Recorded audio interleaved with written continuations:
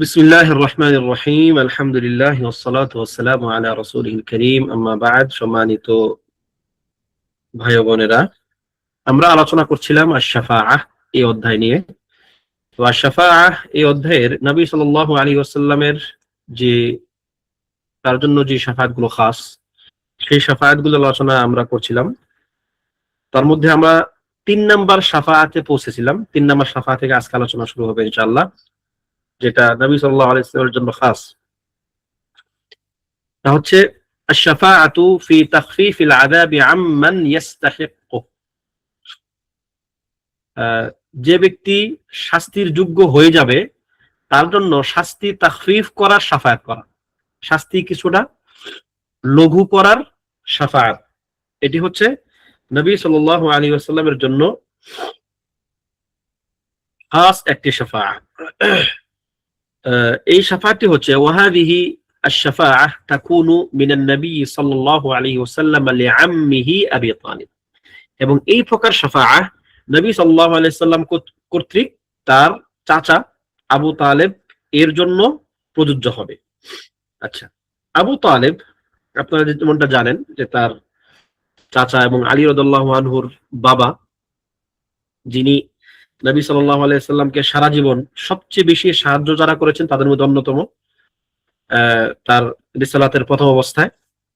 এজন্য আল্লাহ সুবহানাহু ওয়া তাআলা তার চাচার জন্য শাস্তি লঘু করার একটা সুযোগ তাকে দেবেন। আচ্ছা, ودليلها ما جاء في الصحيحين عن العباس بن عبد المطلب رضي الله عنه। বুখারী মুসলিম বর্ণিত হাদিস, যেখানে আল আব্বাস ইবনে আব্দুল মুত্তালিব নবী সাল্লাল্লাহু আলাইহি ওয়াসাল্লামের আরেক চাচা, যিনি বলতেছেন, ইয়া রাসূলুল্লাহ হাল নাফা'তা আবা তালিবিন বিশাই, আপনি কি আবু তালেবের কোন দিক থেকে কোনো উপকার করতে পারবেন? ফাইন্নাহু কানা ইয়াহুতুকা ওয়া ইয়াগদাবু লাক, এই মানুষটা তো আপনাকে সবসময় ঘিরে থাকতো এবং আপনার যদি কোনো কিছু হয় আপনার পক্ষ হয়ে তিনি সবসময় রাগ করতেন অন্যদের সঙ্গে, অর্থাৎ আপনাকে তিনি রক্ষা করার চেষ্টা করতেন তুরন্তভাবে। তখন তিনি বলবেন যে ক্বালা নাম, হ্যাঁ আমি তার উপকার আসবো, আমি তার উপকার করব। সেটা কি? হুয়া ফি দাহদাহ মিন নার, তার উপকার এটুকু হবে যে সে একটি জাহান্নাম আগুনের পাদুকা বা জুতা পরে থাকবে। লাউলা আনা লাকানা ফি দারকিল আসফালি মিনান নার, যদি আমি না থাকতাম, যদি আমি তার জন্য এই মানে আমার উপস্থিত আল্লাহ যদি না রাখতেন, তাহলে সে জাহান্নামের সর্বনিম্ন স্তরে থাকতো, মানে কাফেরদের যে হালত হয় আর কি ওইটা। ঠিক আছে, কিন্তু আল্লাহ তাআলা আমার মাধ্যমে তাকে এই অবস্থায় রাখবেন। এখানে দেখুন, লাউলা আনা, আমি যদি না থাকতাম তাহলে তার অবস্থা এই হইতো, এই কথাটা থেকে ভুল বোঝার কোনো মানে নাই। হয়তো এখান থেকে কেউ কেউ এরকম বুঝতে পারেন যে তাহলে আল্লাহ নবী সাল্লাল্লাহু আলাইহি সাল্লামের জাতি ভাবেই মনে হয় যে তিনি এটার উপকারটা করলেন। না, জাতি ভাবে না, এটা হচ্ছে একটা বাচান ভঙ্গি, মানে আল্লাহ তাআলাই করবেন, তবে আল্লাহ তাআলা আমার মাধ্যমে তিনি এটা করবেন, মানে আমি হব মাধ্যম। এরকম যত নুসুস দেখবেন সব জায়গাতে উদ্দেশ্য কি? মাধ্যম হওয়া। কোনো কিছুতেই রাত স্বয়ং নবী সাল্লাল্লাহু আলাইহি সাল্লাম কারো উপকার করতে পারেন, স্বয়ং না। আখিরাতে কেউ কারোর জন্য স্বয়ং কোনো উপকার করতে পারে না, আল্লাহ তাআলা যদি না থাকে ওর জন্য পারমিশন দেন। আচ্ছা, তো অফিস সহিহাইনি আইদান, আবু সাঈদ খুদরি রাদিয়াল্লাহু আনহু থেকে অন্য একটি হাদিসে বর্ণিত হয়েছে, যা বুখারী মুসলিমে এসেছে, যেখানে তিনি যাকারা ইনদাহু যুকিরা ইনদাহু আম্মু আবু তালিব, তার নিকট তার চাচা আবু তালিবকে স্মরণ করা হলো, বা তার চাচা আবু তালেবের আলোচনা আসলো। তখন তিনি বললেন, ফাকালা লাআল্লাহু তানফাউহু শাফাআতি ইয়াউমাল কিয়ামাহ, হতে পারে যে কিয়ামতের দিন আমার শাফাআত তার উপকার করবে। ফায়ুজআলু ফি দাহদাহিম মিনান নারি ইয়াবলুগু কা'বাইহি, তার পায়ে একটি বা এক জোড়া জুতা পরিয়ে দেওয়া হবে যা তার টাকনা পর্যন্ত থাকবে, আগুনের জুতা। ইয়াগলি মিনহু উম্মু দিমাগি, আর এই আগুনের জুতার প্রভাবে তার মস্তিষ্কের একদম মানে উপরিভাগের যে অংশ, অর্থাৎ পুরো মস্তিষ্ক বলকাবে, এরকম ফুটন্ত পানির মতো ফুটতে থাকবে। দেখুন এখানে একটা বাচন ভঙ্গি যদি আপনারা একটু খেয়াল করেন, তাহলে এই ব্যাপারটার একটু মর্যাদাটা, মানে এই এই যে আপনার ব্যাপারটা আপনাদের বুঝতে সহজ হবে আর কি। সেটা হচ্ছে দেখুন, এই যে এই কথাটা ইয়াগলি মিনহু দিমাগো, যখন এটা যদি আল্লাহ মানে এটা যদি নবী সাল্লাল্লাহু আলাইহি সাল্লাম খুব পজিটিভলি বলতেন কথাটা তার চাচার জন্য, তাহলে তিনি এই কথার পরে কিছু পজিটিভ কথা বলতেন। যেমন তার হয় না যে মানে সে আমাদের উপকৃত হবে, তার এই কল্যাণ হবে, এই এই অকল্যাণ থেকে সে বাঁচবে, না না না, এরকম কোনো কিছুই না। বরং প্রত্যেকটা হাদিসে দেখবেন তার শাফাত তার কাজে লাগবে এই কথা বলে এরপরে যে কথাটা আসতেছে ওই কথাটা অত্যন্ত ভয়ঙ্কর। মানে যদি আমার শাফাত তার জন্য কাজে লাগেও কিছুটা, তাহলে তার এই হলো উপকার, বাকি তার শাস্তি হচ্ছে এইটা। মানে এখানে তার শাস্তিটাকে মূলত ফলাও করা হয়েছে, যে আসলে কুফারদের যারা কাফের তাদের শাস্তিটাই হচ্ছে আসল বিবেচ্য বিষয়। কি উপকার হলো না হলো এটা দিয়ে আসলে সে নিজে নিজে সে কোনো কিছু অনুভব করতে পারবে না। ঠিক আছে, মানে তার শাস্তি দিয়ে সে কম ভোগ করবে, সে যে বেঁচে যাবে ব্যাপারটা এমনও না। এখানে মানে এরকম পজিটিভলি নেওয়ার কোনো মানে নাই, কারণ নাই। নবী সাল্লাল্লাহু আলাইহি সাল্লাম তার উপকারের কথা একটু বলে আবার তাকে এমন একটা কঠিন ভাষায় ব্যক্ত করলেন যে ইয়াগলি মিনহু দিমাগি, তার একদম পুরো মস্তিষ্ক ওই আগুনের প্রভাবে ফুটতে থাকবে ফুটন্ত পানির মতো।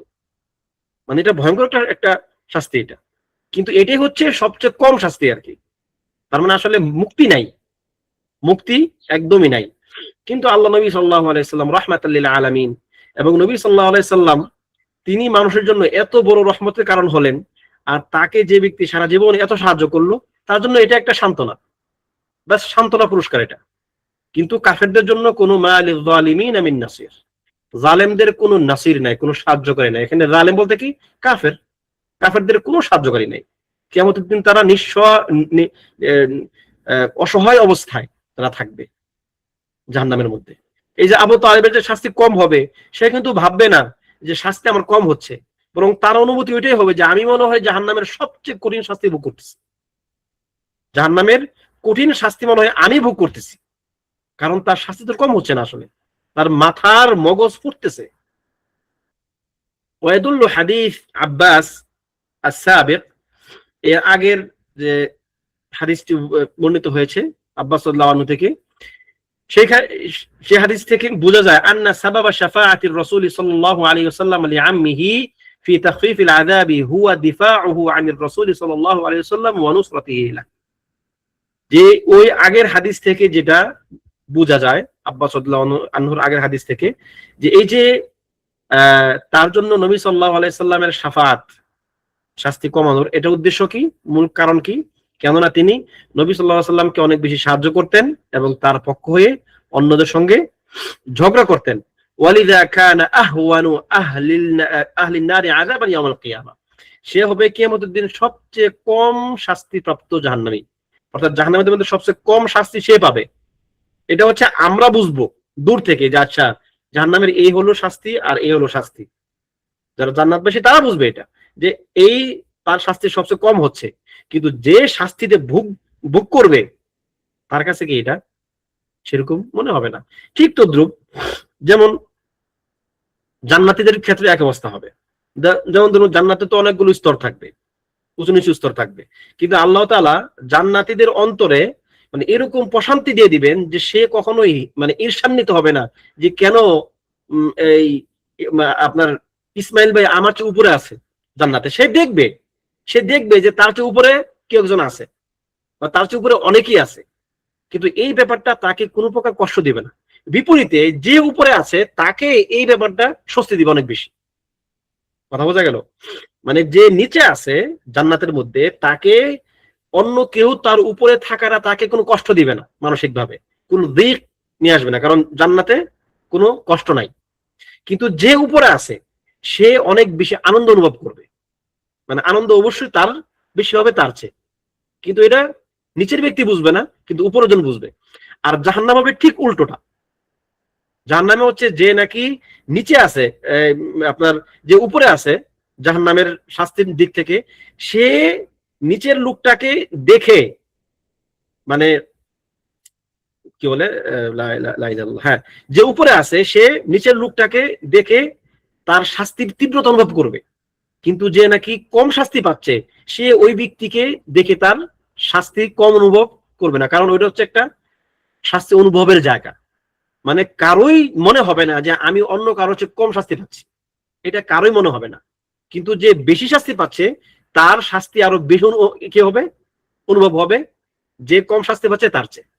তাহলে এখানে অনুভূতির কম বেশি হওয়া, বাকি আল্লাহ তাআলা যার জন্য যেটা সিদ্ধান্ত করে দিয়েছেন সেটাই হবে। ওয়ায়ামবাগি আন না'লা, একটা হাদিস আসছে কামা ফি হাদিস সহিহ মুসলিম, যেমনটা সহিহ মুসলিমের একটা হাদিস আসছে যেখানে বলা হচ্ছে যে ইবনে আব্বাস রাদিয়াল্লাহু আনহু থেকে বর্ণিত হাদিস, নবী সাল্লাল্লাহু আলাইহি সাল্লাম যেখানে বলছেন যে আহওয়ানু আহলিন নারি আযাবান আবু তালিব, জাহান্নামে আবু তালেব হবে সবচেয়ে কম শাস্তির অধিকারী, ওয়া হুয়া মুনতাইলুন বিনালাইন ইয়াগলি মিনহুমা দিমাগু, আর তার শাস্তিটা কি, দুই দুই জোড়া, এক জোড়া জুতা তার পরা থাকবে, যার প্রভাবে তার দিমাগ পর্যন্ত পৌঁছে যাবে এবং সেটা তার দিমাগকে ফুটিয়ে তুলবে। দেখুন সবগুলো সবগুলো হাদিসের মধ্যে এই সেম বর্ণনা ভঙ্গি, শাস্তি কমের কথা বলা হয়েছে, কিন্তু আবার শাস্তির যে মানে ভয়াবহতা সেটাও বলা হয়েছে। وينبغي أن نعلم هنا أن هذه الشفاعة التي نفعت أبا طالب مع كونه كافرا شفاعة تخفيف فقط। এটা আমাদেরকে বুঝতে হবে যে এই যে শাফাআত আবু তালেবের কাজে লাগলো এটা হচ্ছে শুধুমাত্র স্রেফ হালকাকরণ, লা শাফাআতা ইখরাজ মিনান নার, এটা জাহান্নাম থেকে মুক্তির জন্য তার কোনো শাফাআত নয়। মানে আবু তালেব জীবনে কোনোদিন আশাও করবে না যে সে জাহান্নাম থেকে কোনোদিন বের হয়ে আসবে, মানে সে এতটা হতাশ থাকবে। জাহান্নামবাসীর সবচেয়ে ভয়ঙ্করতম অবস্থা কি জানেন? যারা জাহান্নাম চিরস্থায়ী হবে কাফেরদের সবচেয়ে ভয়ঙ্কর অবস্থা কি, যে তারা আশাটাই হারিয়ে ফেলবে, তাদের কোনো আশাও থাকবে না।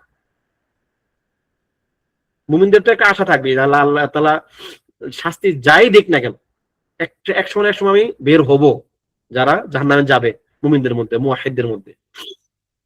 কিন্তু কাফেরদের এই আশাটাও থাকবে না, এই আশাহীনতা তাকে আরো বেশি কি করবে, কষ্টের মধ্যে ফেলে দিবে। আল্লাহুল মুস্তাআন। এখন এর একটা বাস্তব উদাহরণ যদি আপনাকে আমি দেই, যেমন ধরেন কথার কথা, দুইজন ব্যক্তিকে আমরা মানে আগুনের মধ্যে ফেলে দিছি, লা হাওলা ওয়ালা কুওয়াতা ইল্লা বিল্লাহ, দুনিয়াতে ধরেন আগুনের মধ্যে দিয়ে দেওয়া হয়েছে দুইজন ব্যক্তিকে, একজনকে দেওয়া হয়েছে 100 ডিগ্রি সেলসিয়াস তাপমাত্রা আগুনের মধ্যে, একদম যেটা নরমাল আর কি, যেটা দিয়ে শুধুমাত্র পানি ফুটতে শুরু করে, আর আরেকজনকে 1000 ডিগ্রি সেলসিয়াস ফুটন্ত পানির মধ্যে দেওয়া হয়েছে। আপনার কি মনে হয় যে নাকি 100 ডিগ্রি সেলসিয়াস তাপমাত্রা আগুনের মধ্যে আছে সে ওই মুহূর্তে সে ভাববে যাক আমি ভালো আছে উঠছে? না না না, তার তো এটা ভাবার কোনো চান্সই নাই। সে তখন তার নিজস্ব ব্যথা বেদনা নিয়ে এত বেশি কষ্টে থাকবে, এত বেশি মশগুল থাকবে যে তার এটা ভাবার সময় নেই যে অন্যের কি হচ্ছে, সে তার নিজেকে নিয়ে ব্যস্ত থাকবে যে এত শাস্তি, এত বড় মানে কঠিন অবস্থায় আমি আছি। মানুষ এটা ওই সময় ভাবতে পারবে না, কারণ তার ওইটা ভাবার মতো কোনো ফুরসত তার থাকবে না। এরপরে 4 নাম্বার শাফাআ যেটা আমরা আলোচনা আজকে করব তা হচ্ছে ফি রাফঈ দারাজাতিম মান ইয়াদখুলুল জান্নাহ, জান্নাতে যারা প্রবেশ করবে তাদের মধ্যে স্তর উঁচু করা। ধরেন একজনকে আল্লাহ তাআলা তার স্তর আরো উঁচু করে দিলেন, একজন 37 নাম্বার ছিল স্তরে, তাকে 39 নাম্বার নিয়ে যাওয়া হবে, বা তাকে 50 নাম্বারে নিয়ে যাওয়া হবে, কথার কথা আর কি এরকম। এইটাও নবী সাল্লাল্লাহু আলাইহি সাল্লামের জন্য খাস। والدليل على ذلك ما ثبت في الصحيحين وغيرهما من حديث ابي موسى الاشعري, আবু মুসা আল-আশআরী থেকে বর্ণিত হাদিসে আসছে, যেটা বুখারী মুসলিমে আসছে, নবী সাল্লাল্লাহু আলাইহি সাল্লাম থেকে বর্ণিত হাদিস, যে নবী সাল্লাল্লাহু আলাইহি সাল্লাম বাআসা আম্মাহু আবা আমির রাদিয়াল্লাহু আনহু আলা জাইশিন ইলা আওতাস মিন হাদিস। আচ্ছা হ্যাঁ, এই যে আবু মুসা আল আশআরি তার চাচা আবু আমর, আবু আমির, এই আবু আমির রাদিয়াল্লাহু আনহুকে নবী সাল্লাল্লাহু আলাইহি সাল্লাম কোন একটা বাহিনীর সঙ্গে পাঠিয়েছেন আওতাস এর দিকে। আওতাস একটা জায়গার নাম। ফারুমিয়া আবু আমির বিসাহমিন في ركبته فقال لأبي موسى يا ابن أخي انطلق إلى رسول الله صلى الله عليه وسلم فاقرأه مني السلام وقل له يقول لك أبو عامر استغفر لي ثم مات رضي الله عنه। তিনি ওই অভিযানে গিয়ে তার হাঁটুতে একটা আঘাত পেলেন, তীরের আঘাত তার হাঁটুতে, এবং তিনি আহত অবস্থায় তার ভাতিজা আবু মুসা আল আশআরি রাদিয়াল্লাহু আনহু তাকে বললেন, হে আমার ভাইয়ের ছেলে বা ভাতিজা, তুমি নবী সাল্লাল্লাহু আলাইহি ওয়াসাল্লামের নিকট যাও এবং তাকে গিয়ে আমার সালাম বলবে, আর তাকে বলবে তিনি যেন আমার জন্য ইস্তিগফার করেন, তিনি যেন আমার জন্য আল্লাহ তাআলার নিকট ক্ষমা চান।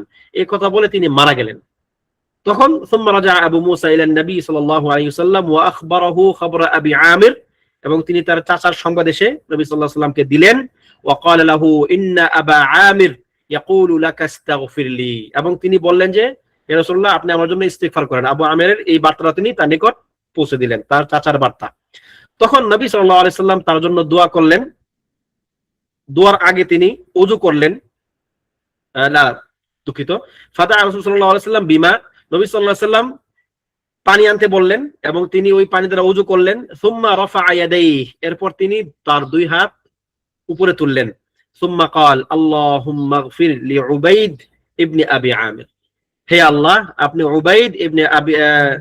উবাইদিন আবি আমির, অর্থাৎ তার নাম ছিল উবাইদ, তার আর কুনিয়া ছিল আবু আমির, হে আল্লাহ আপনি উবাইদ তথা আবু আমিরকে ক্ষমা করে দিন। ওয়া রাআইতু বায়াদা ইবতাইহি, এবং আমি তার যে হাতের নিচের যে এটা শুভ্রতা আমি সেটা দেখেছি, অর্থাৎ তিনি হাত এত উপরে তুলেছিলেন। এটা কিন্তু একটা দোয়া কবুলের অন্যতম একটি মাধ্যম। মানে আপনি হাত উপরে তুলবেন মানে কি, মানে হচ্ছে আপনি অনেক বেশি ইনকিসার, আপনি অনেক বেশি নিচু হয়েছেন এখন, ঠিক আছে। এই হাত উপরে তোলার বেশ কয়েকটা সিফা আছে। একটা হচ্ছে এই যেভাবে, ঠিক আছে, এইভাবে আপনি উপরে দিকে এমনি তুলবেন। একটা হচ্ছে কি এই যে এইভাবে, অর্থাৎ কোনো না কোনো ভাবে আপনি শুধু হাত উপরে তুলে যাবে, হাত উপরে তুলে আল্লাহ নিকট দোয়া করা, যেন আপনি বুঝাচ্ছেন যে হে আল্লাহ আমার দুই হাত খালি, আমি আপনার নিকট পরিপূর্ণ ইনকিসারের সাথে দোয়া করতেছি, আমার আর কোনো সহায় সম্বল নাই, আমি একদম আপনার নিকট সারেন্ডার করতেছি, এরকম ভাবে দোয়া করা।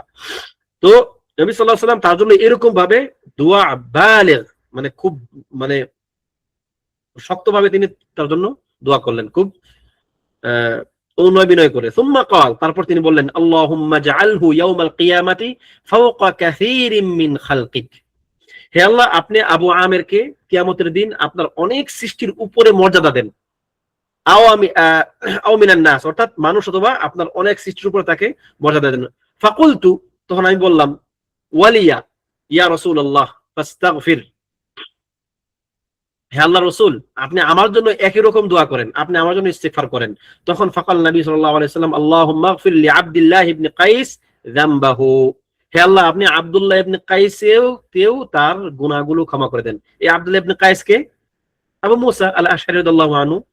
তো আবু মুসা হচ্ছে তার কুনিয়া, এবং এই নামেই তিনি সব মানে সব জায়গায় পরিচিত। যদি আপনি তার নাম গিয়ে বলেন যে আব্দুল্লাহ ইবনে কাইস, হয়তো কেউ চিনবে না, ইল্লা নাদের, অল্প কিছু মানুষ চিনতে পারে, কিন্তু আবু মুসা আল আশআরি নামে তিনি পরিচিত। এই আবু মুসা আল আশআরি ছিলেন সাহাবীদের মধ্যে সবচেয়ে সুললিত কণ্ঠের অধিকারী। তার কোরআন তেলাওয়াত নবী সাল্লাল্লাহু আলাইহি ওয়াসাল্লাম শুনতে খুব ভালোবাসতেন, খুব পছন্দ করতেন, তার কণ্ঠ দারুণ ছিল আর কি।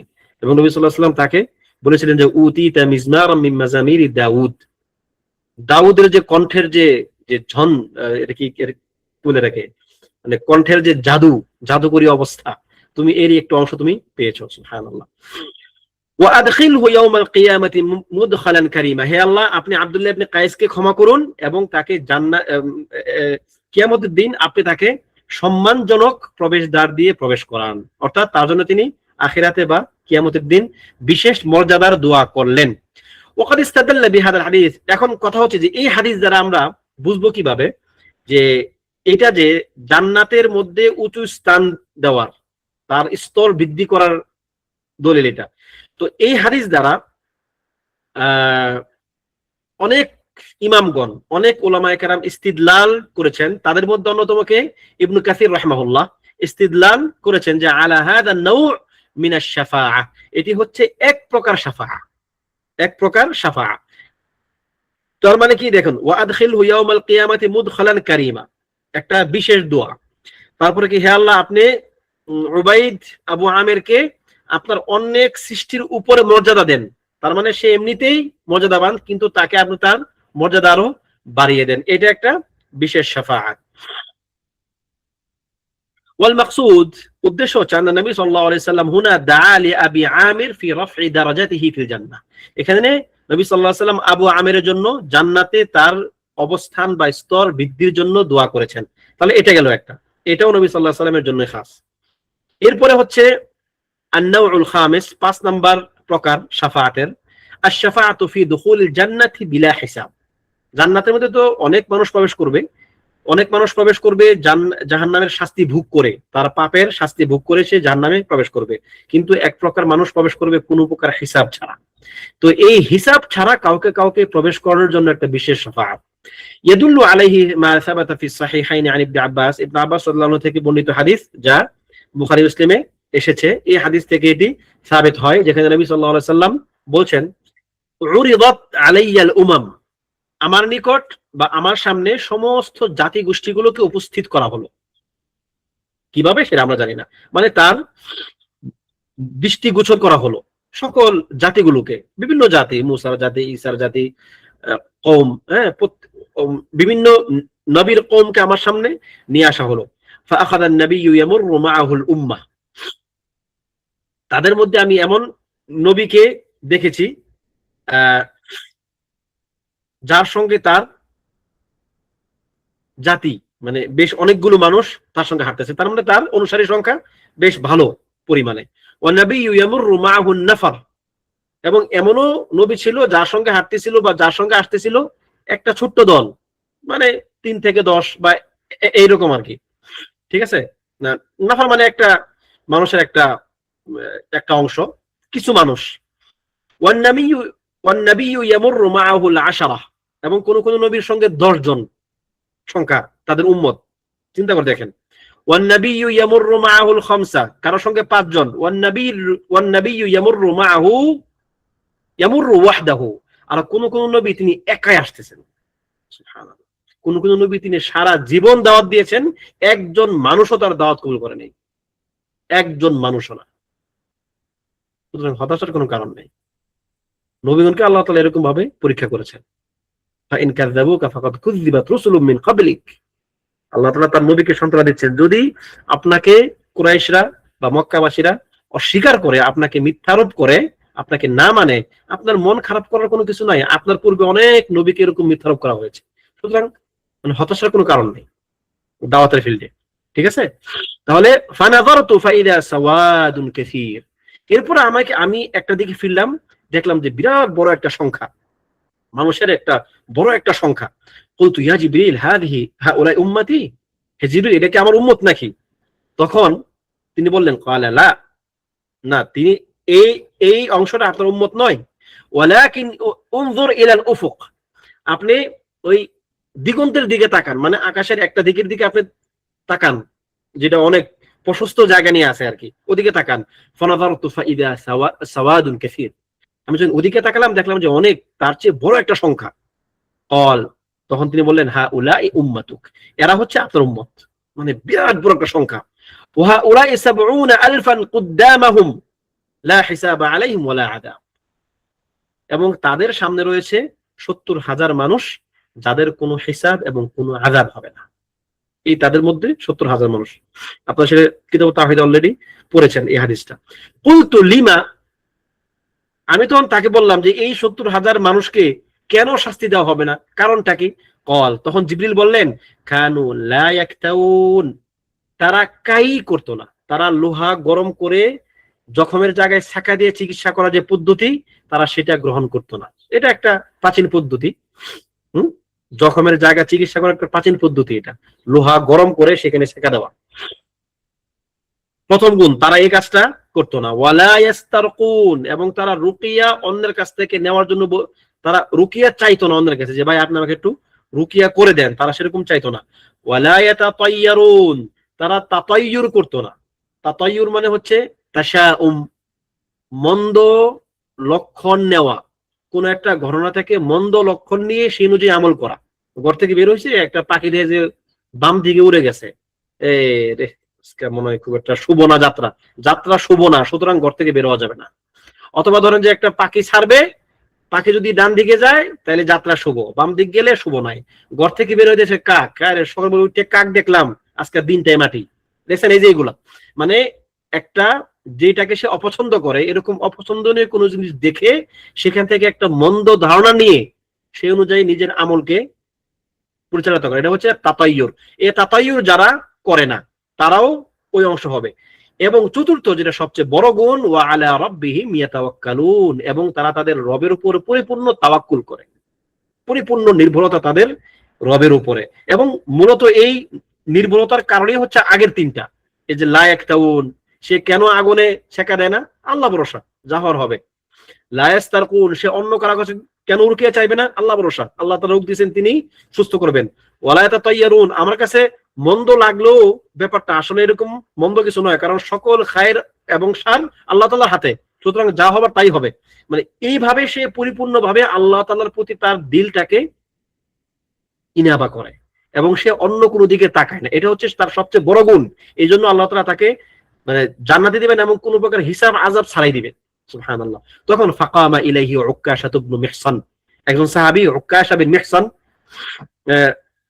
তিনি দাঁড়ালেন, দাঁড়িয়ে বললেন ফাকাল উদউল্লাহ আইয়াজআলানি মিনহুম, ইয়া রাসূলুল্লাহ আপনি আমার জন্য দোয়া করুন, আল্লাহ যেন আমাদেরকেও, যেন আল্লাহ তাআলা যেন আমাকেও তাদের অন্তর্ভুক্ত করেন।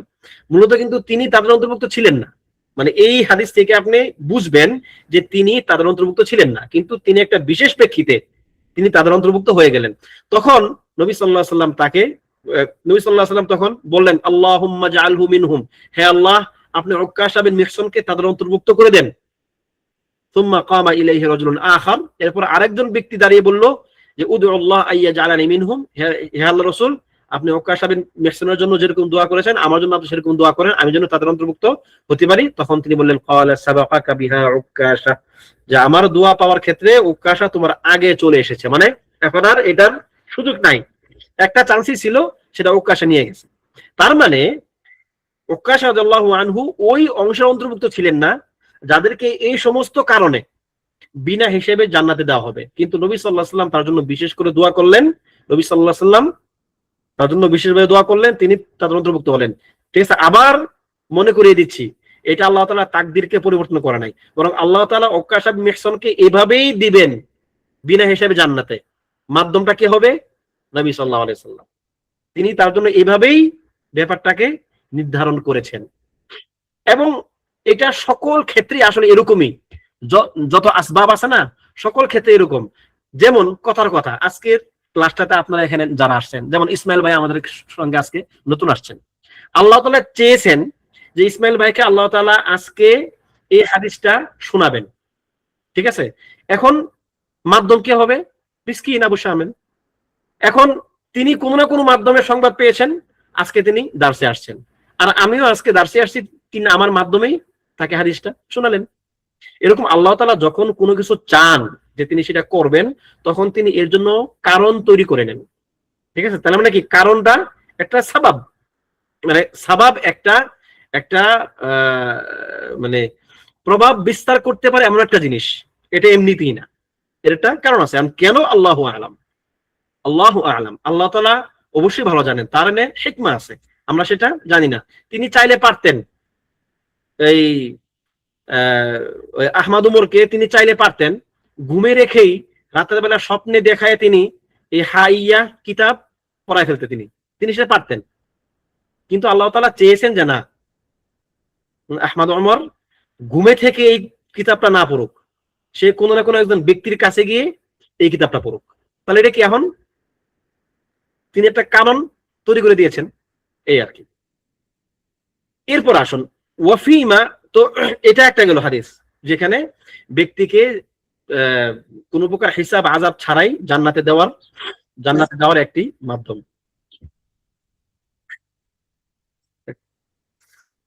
ওয়াফিহিমা আন আবি হুরায়রা রাদিয়াল্লাহু আনহু, এবং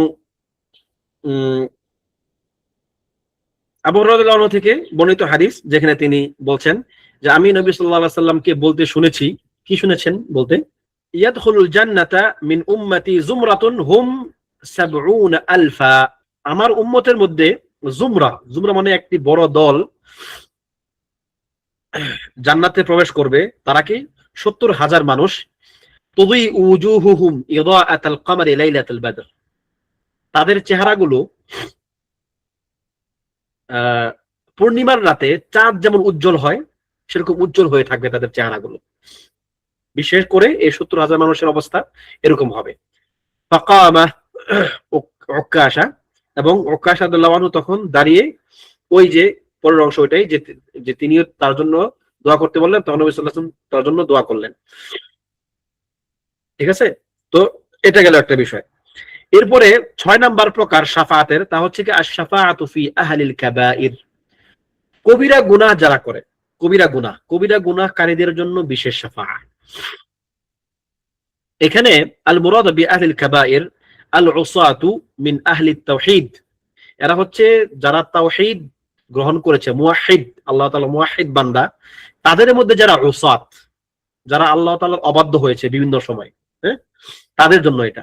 আল্লাযীনা দাখালুন নার বিযুনুবিহিম, যারা তাদের গুনাহের কারণে অলরেডি জাহান্নামে প্রবেশ করে ফেলেছে, অলরেডি তারা জাহান্নামে প্রবেশ তাদের হয়ে গেছে।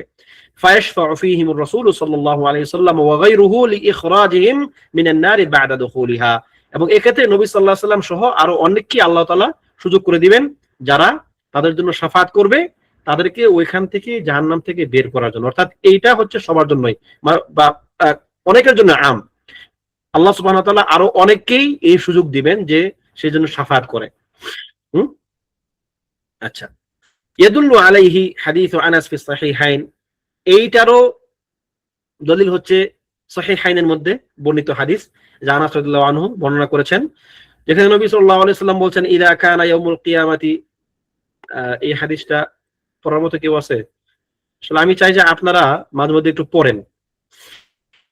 কেউ কি আছেন পড়ার মতো এখানে? কে আছেন? মোহাম্মদ আব্দুল নূর ভাইদের মধ্যে কে কে আছেন? সবাই তো আছে, কিন্তু পড়ার লোক কে কে আছে? চাঁদ ভাই পড়বেন নাকি? চাঁদ। আহসানাল্লাহু ইলাইক। শেখ, আমার এই নেট স্লো বলে তো স্ক্রিন দেখা যাচ্ছে না, ও তাই আচ্ছা একটু আচ্ছা। অসুবিধা, না হলে আমি পড়তাম। কার এখানে নেটওয়ার্ক একদম বার্কের মতো? কেমন আছেন? কেউ নাই? চলেন আমি আসি, আল্লাহ ভরসা। আচ্ছা, তো নবী সাল্লাল্লাহু আলাইহি সাল্লাম এখানে বলছেন ইযা কানা ইয়াউমুল কিয়ামা, কিয়ামতের দিন, মাজান নাসু বা'দুহুম ফি বা'দিন, মানুষ একেবারে সঙ্গে মিশে যাবে আর কি, অর্থাৎ তারা মিলেমিশে একাকার হয়ে যাবে, ভয়ঙ্কর পরিস্থিতি তৈরি হবে। ফায়াতুনা আদম, তখন তারা আদমের নিকট আসবে এবং তখন তারা বলবে ইশফা লানা ইলা রাব্বিক, আপনি আপনার রবের নিকট আমাদের জন্য শাফাত করুন। ফায়াকুলু লাস্তু লাহা, তিনি বলল যে না, এই কাজ আমার দ্বারা হবে না, আমি করতে পারবো না। ওয়ালাকিন আলাইকুম বি ইব্রাহিম, তোমরা ইব্রাহিমের নিকট যাও। কেন তোমরা তার নিকট যাইবা? ফাইন্নাহু খালিলুর রহমান, সে হচ্ছে রহমানের অন্তরঙ্গ বন্ধু। খালিল মানে কি? অন্তরঙ্গ বন্ধু। ফায়াতুনা ইব্রাহিম, তখন তারা ইব্রাহিমের নিকট আসবেন, তখন তিনি বলবেন লাস্তু লাহা, আমি এই কাজের মধ্যে আজকে আমি নাই। সুতরাং তোমরা মুসার নিকট যাও। কেন? কারণ মুসা কালিমুল্লাহ, মুসার সঙ্গে আল্লাহ তাআলা সরাসরি কথা বলেছেন, সে বিশেষ মর্যাদার অধিকারী। তখন তারা মুসার নিকট আসবে এবং মুসা আলাইহিস সালাম একই কথা বলবেন লাস্তু লাহা, আমি এর যোগ্য নই। সুতরাং তোমরা ঈসার নিকট যাও। কেননা ফাইন্নাহু রূহুল্লাহ, কেননা সে আল্লাহর রূহ, অর্থাৎ সে আল্লাহর পক্ষ থেকে সরাসরি রূহ প্রাপ্ত। রূহ মানে রূহ, রূহ মানে রূহ, যেটা আপনারা জানেন আমাদের পরিচিত রূহ। হ্যাঁ, রূহ আছে না? ওয়াসআলুনাকা আনির রূহ কুলির রূহু মিন আমরি রাব্বি, এটা আল্লাহ তাআলার একটা নির্দেশ। রূহ হচ্ছে আল্লাহ তাআলার নির্দেশ, অর্থাৎ আল্লাহ তাআলার পক্ষ থেকে মানে বিশেষ নির্দেশে আসা রূহ। হ্যাঁ, মানে ঈসা আলাইহিস সালামকে রূহুল্লাহ কেন বলা হয়? কেননা অন্যান্য মাখলুকাতের ক্ষেত্রে আল্লাহ তাআলা ফেরেশতাদের মাধ্যমে রূহ ফুঁকে দিয়েছেন। আর ঈসা আলাইহিস সালামের ক্ষেত্রে আল্লাহ তাআলা নিজে রূহ ফুঁকে দিয়েছেন। অর্থাৎ এখানে একটা বিশেষ ভাবে একটা পরিস্থিতি তৈরি হয়েছে, এই জন্য তাকে রূহুল্লাহ বলা হয়ে থাকে, বিশেষ ভাবে তিনি রূহ প্রাপ্ত হয়েছেন। তাহলে আপনি রূহুল্লাহ, আপনি আল্লাহর রূহ, সুতরাং আপনি সুপারিশ করুন। এবং ওয়া কালিমাতু, আপনি আল্লাহর কালিমা, মানে কি আল্লাহ তাআলা তাকে তার কালিমা দ্বারা সৃষ্টি করেছেন, কুন বলেছেন, আর কি ঈসা আলাইহিস সালাম হয়ে গেছেন। সুতরাং এখানে তার কালিমা এবং তার রূহ, তার পক্ষ থেকে আসা বিশেষ রূহ এবং তার বিশেষ নির্দেশ দ্বারা, বার্তা দ্বারা তিনি সৃষ্ট। তখন ফায়াতুনা ঈসা, তখন তারা ঈসার নিকট আসবে, ফায়াকুলু লাস্তু লাহা, আমিও এই কাজ আজকে করতে পারবো না, তোমরা ওয়ালাকিন আলাইকুম বিমুহাম্মাদ, তোমরা মুহাম্মাদের নিকট যাও। ফায়াতুনি, তখন মানুষেরা আমার নিকট আসবে এবং আমি তখন বলবো আনা লাহা। আল্লাহু আকবার, এই শব্দটা আনা লাহা, আজকে যখন কেউ তোমাদের ডাকে সাড়া দিচ্ছে না, আমি আজকে তোমাদের জন্য আছি, আজকে আমি তোমাদের হয়ে আমাদের রবের নিকট আমি বলবো। ফাআস্তাযিনু আলা রাব্বি, আমি তখন আমার রবের নিকট অনুমতি চাইবো, হে আল্লাহ আপনি আমাকে অনুমতি দেন যেন আমি আপনার নিকট সুপারিশ করতে পারি। ফায়ুযানু লি, এবং আমাকে অনুমতি দেওয়া হবে। তার মানে কি ফাআস্তাযিনু আলা রাব্বি মানে কি, আসলে শাফাতের মালিক আমি না, আমি ইচ্ছা করলে শাফাত করে ফেলবো সেটাও না, আমাকেও বরং শাফাতের জন্য আল্লাহ তাআলার নিকট থেকে অনুমতি প্রাপ্ত হতে হবে। জাস্ট আমি যে কাজটা অন্যান্য নবীগণ করতে পারতেন ইচ্ছা করলে, কিন্তু তারা সেটা করেন নাই, যে শাফাত চাওয়া, হ্যাঁ আল্লাহ আপনি আমাকে শাফাতের অনুমতি দেন, এই অনুমতি হয়তো অনেক নবীরাও চাইতে পারতো, কিন্তু তিনি ওই কাজটা সাহসের সাথে করবেন, আল্লাহ তাআলা তাকে সেই তৌফিক দিবেন। অর্থাৎ তিনি যে কাজটা করতেছেন এমন না যে তিনি একমাত্র করতে পারবেন আর কারোর জন্য সেটা জায়েজ না হারাম, ব্যাপারটা এমন না, বরং আল্লাহ তাআলা তাকে তৌফিক দিবেন, তিনি অনুমতি চাইবেন, কিন্তু অনুমতি না দেওয়া পর্যন্ত তিনিও সুপারিশ করতে পারবেন না। কুল ইন্নাশ শাফাআতা লিল্লাহি জামিআ, শাফাআত সকলটাই হচ্ছে আল্লাহ তাআলার অধিকারে। একটা হচ্ছে আল্লাহ তাআলা শাফাআতের মালিক, তিনি কোনো সন্দেহ নাই, কিন্তু আল্লাহ তাআলা যাকে ইচ্ছা তাকে শাফাআতের অনুমতি দিবেন। জাস্ট এটা একটা খণ্ডকালীন মালিকানা, তাও মালিকানা বলা চলে না, জাস্ট একটা অনুমতি পত্র আর কি, ঠিক আছে, যে আপনি শাফাআত করতে পারেন, হ্যাঁ বলুন, এরকম আর কি। ফায়ুযানু লি, এবং আমাকে অনুমতি দেওয়া হবে। ওয়ায়ুলহিমুনি মাহামিদা আহমাদুহু বিহা লা তাহদুরুনিল আন, এবং তিনি আমাকে এমন কিছু মাহামিদ, আল্লাহ তাআলার প্রশংসাবাচক বাক্য আমার মধ্যে ইলহাম করে দিবেন, তিনি আমাকে শিখিয়ে দিবেন যা আমি এখন জানি না, এখন আমার নিকট এটা নাই, আমি এখন যতই চেষ্টা করি ওই শব্দগুলো আমি এখন পাবো না। এটা খাস বিশেষ সময়ের জন্য বিশেষ কিছু শব্দ, এই শব্দগুলো এখন নাই, এই শব্দগুলো মাখলুকাতের নিকট থেকে এখন অদৃশ্য রাখা হয়েছে, আল্লাহ তাআলা জানেন সেগুলো কি। ফাআহমাদুহু বিতিলকাল মাহামিদ, আর আমি তখন তাকে ওই বিশেষ বিশেষ প্রশংসাবাচক নামগুলো বা শব্দগুলো দিয়ে তার নিকট আমি তাকে প্রশংসা করব। ওয়া আখিরু লাহু সাজিদা, এবং আমি খুব নমনীয়তার সাথে, খুব মানে অনুনয় বিনয় করে তাকে আমি সেজদা করে যাব।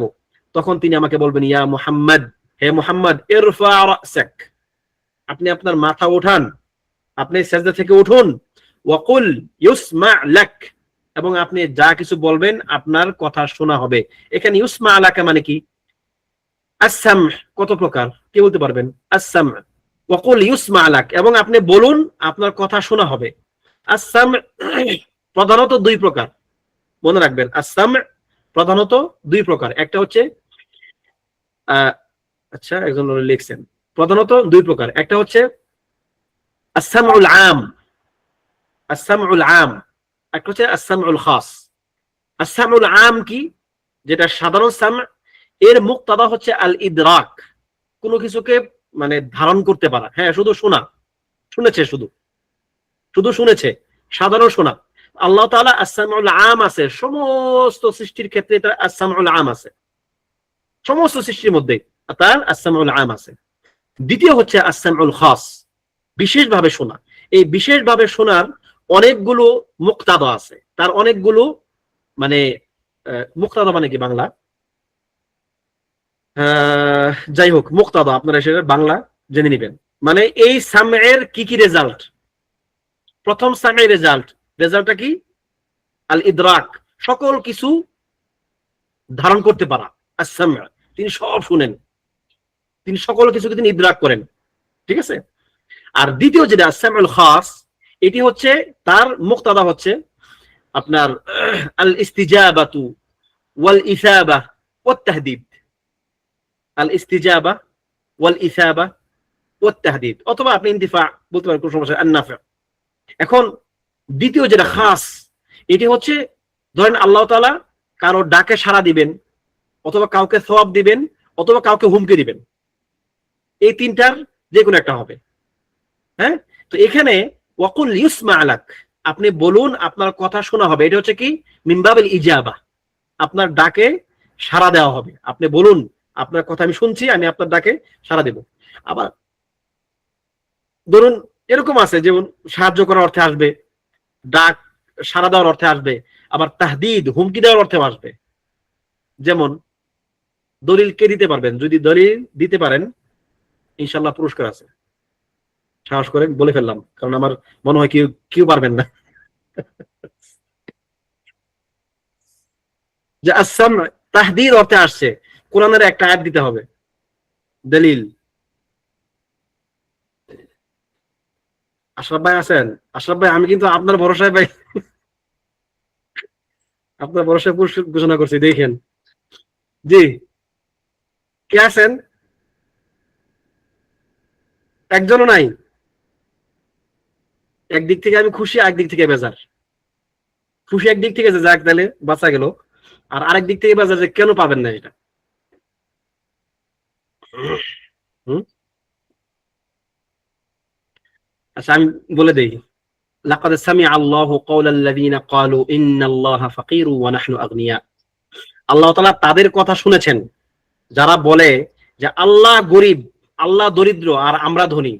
মানে ইহুদিরা এই কথা বলতো যে আল্লাহ তাআলা গরিব, আমরা বরং ধনী, আমাদের অনেক অনেক টাকা পয়সা আমাদের আছে।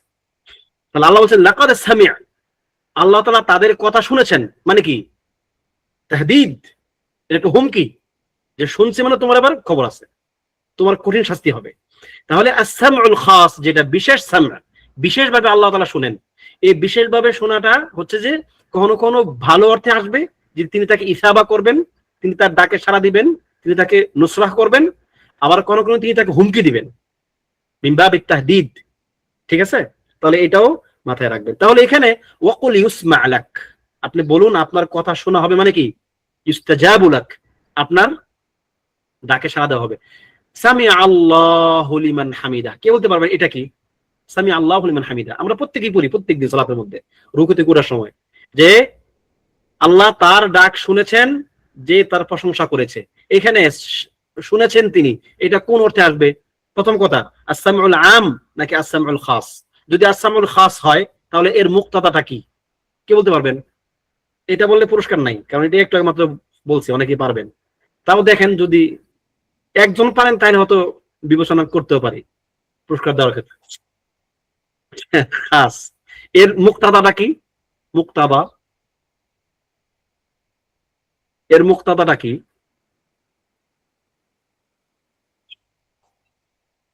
মুক্তাদা মানে কি? আচ্ছা, মুক্তাদা মানে হচ্ছে এর রেজাল্টটা কি? সন্তুষ্টি। চালায় দেওয়া যায়, সন্তুষ্টি চলে। সন্তুষ্টি হচ্ছে আম অর্থে আর কি, আল্লাহ তাআলা সন্তুষ্টি আম অর্থে। সাড়া দেওয়া, আহসান, সাড়া দেওয়া হচ্ছে সঠিক শব্দ এটা। সন্তুষ্টি এই ক্ষেত্রে একদম অ্যাপ্রোপ্রিয়েট হয় না আর কি, সাড়া দেওয়া আম অর্থে। আচ্ছা, আরে হোসেন, আচ্ছা, হেভেন যিনি আছেন উনি কি, আপনি কি আমাদের এই কিতাবগুলো পাইছেন? কিতাবকে আপনি নিছেন? আপনি একটু জানান তো, জানেন? আচ্ছা, তাহলে জি না, ঠিক আছে ইনশাল্লাহ, তাহলে আপনাকে মানে আমাদের পক্ষ থেকে ইনশাল্লাহ কিতাব দেওয়া হবে ফ্রি। এমনি ফ্রি পাইতেন, কিন্তু কাজ হবে ইনশাআল্লাহ। আচ্ছা, তাহলে যেটা বলছিলাম যে সামি আল্লাহু লিমান হামিদা, এটা হচ্ছে কি আল্লাহ তাআলার আস-সামউল খাস, এবং এর উদ্দেশ্য কি, এর মুক্তাদাটা কি? ইস্তিজাবা, তার ডাকে সাড়া দেওয়া। আচ্ছা, এখানে আরেকজন লিখছিলেন সাড়া দেওয়া, আপনি কি কিতাব পাইছেন? একটু জানান তো, কিতাব পাইছেন কিনা আপনি? তাইলে আলহামদুলিল্লাহ, আপনি পেয়ে গেছেন, তাইলে আপনার পুরস্কার লাগবে না। হ্যাঁ ইনশাআল্লাহ। এরপর হচ্ছে ওয়াসাল তুতা, আপনি চান, একটা হচ্ছে আপনি বলেন, আপনার কথা শোনা হবে নাকি, আপনার ডাকে সাড়া দেওয়া হবে, এবং ওয়াসাল তুতা, এবং আপনি চান আপনাকে যা চাইবেন তা আপনাকে দেওয়া হবে। ওকে, ওয়াশফা তুশাফা, এবং শাফাত করুন, আপনার শাফাত কবুল করা হবে। ফাআকুলু ইয়া রাব্বি উম্মতি উম্মতি, আমি তখন বলবো হে আমার রব, আমার উম্মত, আমার উম্মত। তাদের কঠিন অবস্থা আল্লাহ, তাদের বেহাল অবস্থা, আপনি তাদেরকে একটা কিছু করুন। ফায়াকুল, এবং তখন তিনি বলবেন ইনতালিক ফাআখরিজ মিনহা মান কানা ফি কলবিহি মিসকালু শাঈরাতিন মিন ঈমান, আপনি সেখানে যান এবং যাদের অন্তরে বিন্দু পরিমাণ, শাঈরা পরিমাণ ঈমান আছে, তাদেরকে আপনি বের করে নিয়ে আসুন। ফাআনতালিকু ফাআফআল, আমি তখন যাব সেখানে এবং সেটা করব যেটা আল্লাহ তাআলা আমাকে করতে বললেন। সুম্মা আউদ, এবং আমি আবার ফিরে আসব। ফাআহমাদুহু বিতিলকাল মাহামিদ, এবং আমি তাকে আবার ওই একই শব্দগুলো দিয়ে আমি তাকে আবার প্রশংসা করতে থাকব। সুম্মা আখিরু লাহু সাজিদা, এরপর আমি সেজদা অবনত হব। ফায়াকালু ইয়া মুহাম্মদ ইরফা রাসাক ওয়া কুল ইউসমা লাক ওয়াসাল তুতা ওয়াশফা তুশাফা, একইভাবে আল্লাহ তাআলা বলবেন যে আপনি মাথা উঠান, আপনার শাফাত কবুল করা হবে, আপনার ডাকে সাড়া দেওয়া হবে, আপনি যা চাইবেন তা দেওয়া হবে। তখন আল্লাহ তাআলা কে আমি বলবো উম্মতি উম্মতি, আমার উম্মত। তখন তিনি আমাকে বলবেন যে আপনি আবার যান, যার অন্তরে বিন্দু পরিমাণ খারদাল, মানে হচ্ছে এবার সরিষা দানা পরিমাণ ঈমান থাকবে, আপনি তাকেও বের করে নিয়ে আসুন। তার আগে ছিল শাঈরা, শাঈরা মানে কি, গম, জব আর কি, জব পরিমাণ ঈমান যার আছে তাকে নিয়ে আসেন। আর এখন কি তার চেয়েও ছোট, অর্থাৎ যাররা একদম খারদাল, সরিষার দানা পরিমাণ ঈমান যদি কারো থাকে, তাকেও আপনি নিয়ে আসেন। তখন আমি ফাআফআল, তখন আমি ওইটা করব। অর্থাৎ আল্লাহ নবী সাল্লাল্লাহু আলাইহি ওয়াসাল্লাম অলরেডি যারা কবিরা গুনার কারণে জাহান্নামে প্রবেশ করে ফেলেছে, আল্লাহ তাআলা তাদেরকেও জাহান্নাম থেকে মুক্তির একটা ব্যবস্থা এইভাবে রাখবেন। ঠিক আছে।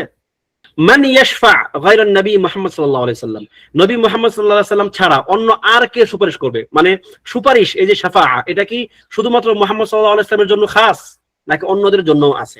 উত্তর, قد أعطى الله الشفاعة لغير محمد صلى الله عليه وسلم كما في جاء بذلك النصوص والذين يشفعونهم, এরপরে তাদের উল্লেখ করা হয়েছে যে নবী সাল্লাল্লাহু আলাইহি সাল্লাম ছাড়াও আল্লাহ তাআলা আরো অনেককেই শাফাত করার অনুমতি দিবেন।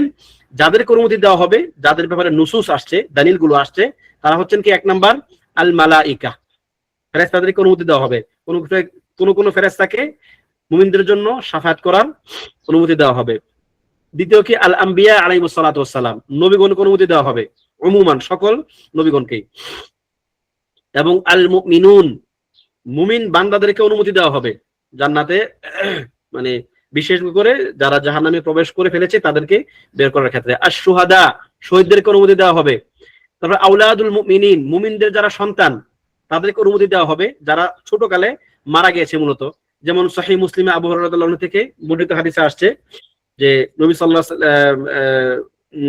আবু হুরায়রা রাদিয়াল্লাহু আনহু বলতেছেন, ফি আতফালিল মুমিনিন আল্লাযীনা ইয়ামুতুনা সিগার, যারা ছোট অবস্থায় মুমিনদের যে সন্তানগুলো মারা গিয়েছে, তিনি তাদের ব্যাপারে বলতেছেন সিগারুহুম দাআমিসুল জান্নাহ, তাদের যে ছোট বাচ্চারা যেগুলো মারা গেছে তারা হচ্ছে জান্নাতের গিলমান, মানে ছোট ছোট বাচ্চা, তারা জান্নাতেও ছোট বাচ্চা হিসেবেই থাকবে। কারণ জান্নাতের শোভাবর্ধন এবং জান্নাতের পরিবেশটাকে সুন্দর রাখার জন্য ছোট ছোট বাচ্চাদের দরকার হবে। তো এই যারা ছোট কালে মারা যাবে তারা কি জান্নাতের ছোট বাচ্চা হিসেবেই থাকবে এবং তারা জান্নাতের শোভাবর্ধন করবে, তাদের বাবা মায়ের কি খুশির কারণ হবে তারা। 6 নাম্বার, মিম্মা ইয়াশফাউল কুরআনু লিসাহিবিহি, কুরআন তার সাহিবের জন্য দোয়া করবে। কুরআন, আমার একটা প্রশ্ন আছে ইনশাআল্লাহ আপনাদেরকে একটু পরে করব, এটা এই কুরআন লিসাহিবিহি ইয়াশফা, এটা নিয়ে আমার একটা প্রশ্ন আছে, দেখবো কে পারেন। এটা পারলেও ইনশাআল্লাহ পুরস্কার আছে। ওয়া মিম্মা ইয়াশফাউ আইদান আস-সিয়াম ইয়াশফাউ লিসাহিবি, এই যে সিয়াম আমরা যে রোজা রাখি, এইটাও বান্দার জন্য আল্লাহ তাআলার নিকট সুপারিশ করবে। আচ্ছা, বাকি সবগুলো ক্লিয়ার মোটামুটি, কিন্তু আমার একটা প্রশ্ন এখানে, এই যে ইয়াশফাউল কুরআন, কুরআন শাফায়াত করবে, ঠিক আছে, এই কথাটা আমাকে একটু কে পারেন বুঝাই দিবেন। কুরআন শাফায়াত করবে এবং কুরআন, অন্য হাদিসে আসছে কুরআন বলবে ইয়া রব, হে আমার রব, হে আমার রব, কুরআন বলবে হে আমার রব, আমি তাকে ব্যস্ত রেখেছি দুনিয়াতে, আপনি তাকে ক্ষমা করে দেন, ঠিক আছে, আপনি তার ব্যাপারে আমাকে শাফাতের অনুমতি দেন। কুরআন বলবে কাকে? আল্লাহ তাআলাকে, হে আমার রব। আমরা সবাই জানি কোরআন আল্লাহ তাআলার সৃষ্টি নয়, তাই কিনা? এটা আল্লাহ তাআলার একটা সিফা, আল কোরআন ও সিফা গায়রু মাখলুক। তাহলে কিভাবে আল্লাহ তাআলার সিফা আল্লাহ তাআলাকে বলবে হে আমার রব? রব মানে কি? মানে আল্লাহ তাআলা রব মানে তিনি আল্লাহ তাআলার মাখলুক। হ্যাঁ, তিনি মাখলুক। তাহলে এর উত্তর কে দিতে পারবেন? এবং আমরা জানি কোরআনকে মাখলুক বলা হারাম, নিষেধ। তাহলে কোরআন কিভাবে বলবে যে ইয়া রব, হে আমার রব? উত্তর কার কাছে আছে? পুরস্কার, তারা পুরস্কার আছে কিন্তু, সাবধান। কিয়ামতের দিন আল্লাহ কোরআনে জমা করে দিবেন হয়তো। জি, কই কিয়ামতের দিন আল্লাহ তাআলা কোরআনকে এরকম বলার সুযোগ দিবেন। বলার সুযোগ দিলে তো, তাহলে তো এরা, তাহলে কি বলতে চাচ্ছেন যে কিয়ামতের দিন কোরআন মানে আল্লাহ তাআলার সিফাত থেকে মাখলুক হয়ে যাবে? না, না, ঠিক। কারণ আল্লাহ রাসূল বলছে তো যে ব্যক্তি কোরআন তেলাওয়াত করে বেশি বেশি, তার জন্য কিয়ামতের দিন সে কোরআন সে হেফাজত করবে। না, একজন বললেন যে মুসহাফ বলবে, মুসহাফ। আচ্ছা ঠিক আছে, চলেন, এটা একটা ধরলাম আর কি, কিন্তু এটাও পরিপূর্ণ সঠিক উত্তর না। তো আল্লাহ তো নিজে অনুমতি দিবেন, অনুমতি দিবেন তাতে তো কোনো সমস্যা নাই, মানে অনুমতি দিবেন তাতে কোনো সমস্যা নাই, কোনো সন্দেহ নাই। কিন্তু কোরআন যে বলবে ইয়া রব, হে আমার রব, এই কথার ব্যাখ্যা কি করবেন? একজন বললেন যে পঠিত কোরআন। পঠিত কোরআন মানে কি? মুসহাফ নাকি? মানে আপনার উদ্দেশ্য কি মুসহাফ? অলরেডি একজন বলছেন মুসহাফ। পঠিত কোরআন বলতে আমরা মুসহাফ বুঝতেছি, যে পড়েছে সেই বলবে না, যে পড়ছে তার জন্য তো সুপারিশ করা হবে। উস্তাদ, আরেকটা ব্যাখ্যা হতে পারে যে ও কোরআনকে ফুরকান বলা হয়, সত্য মিথ্যার পার্থক্যকারী। তো আল্লাহর একটা সিফাত হিসেবে যে কে হকে ছিল কে বাতিলে ছিল, তো একটা রহমত নাজিলের জন্য এটা মানে একটা বিশেষ সিফাত আল্লাহর এই মানে এই সাফায়াতের মাধ্যমে প্রকাশ পাবে, সেই হিসেবে এটা মানে দুটা মিলানো যাইতে পারে।